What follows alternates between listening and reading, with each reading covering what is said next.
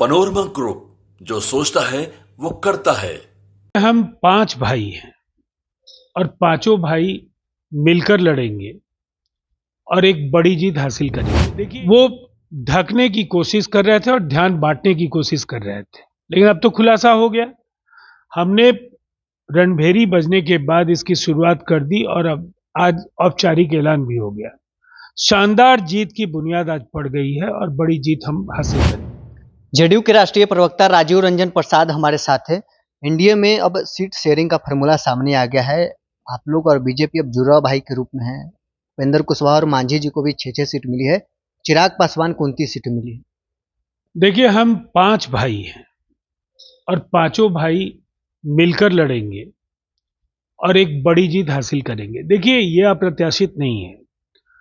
आज seat sharing का ऐलान होना है और ये मैंने आपसे भी बातचीत में कहा था कि कुछ घंटों की बात है और सभी दलों को बिहार की जनता की भावनाओं का एहसास है। जनता चाहती है अगले मुख्यमंत्री एक बार फिर से नीतीश कुमार जी बने। उनके नेतृत्व में बिहार में जितने काम हुए हैं और जो कुछ होना है, लोग ये मानते हैं नीतीश कुमार जी जैसा दृढ़ निश्चयी और संकल्प के साथ काम करने वाला कोई अगर नेता है तो वो नीतीश कुमार जी हैं। एक विजनरी लीडर हैं और इसीलिए ये भरोसा जो है उसका सम्मान सभी राजनीतिक दल पहले से ही कर रहे हैं। कहा जा रहा था कि जेडीयू बीजेपी से 2-4 सीट ज्यादा पर चुनाव लड़ेगी, बड़े भाई के भूमिका में रहेगी, लेकिन बराबर की सीटों पर है। से ऐसा किसी ने बयान नहीं दिया है। देखिए, गठबंधन धर्म का निर्वहन सबको करना है और हम ये मानते हैं कि हमारे लिए ये फख्र की बात है कि नीतीश कुमार जी गठबंधन के नेता हैं। जनता दल यूनाइटेड को भी 101 सीट मिली, बीजेपी को भी 101 सीट मिली, सभी दलों को सम्मानजनक हिस्सेदारी मिली है।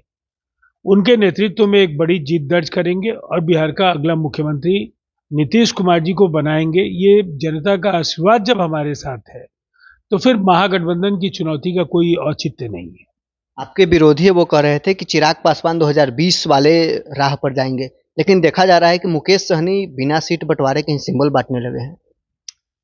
देखिए, अब वो तो अपनी हार को भांप रहे हैं और दरअसल अपने अंदर के बिखराव को वो ढकने की कोशिश कर रहे थे और ध्यान बांटने की कोशिश कर रहे थे, लेकिन अब तो खुलासा हो गया। हमने रणभेरी बजने के बाद इसकी शुरुआत कर दी और अब आज औपचारिक ऐलान भी हो गया। शानदार जीत की बुनियाद आज पड़ गई है और बड़ी जीत हम हासिल करेंगे।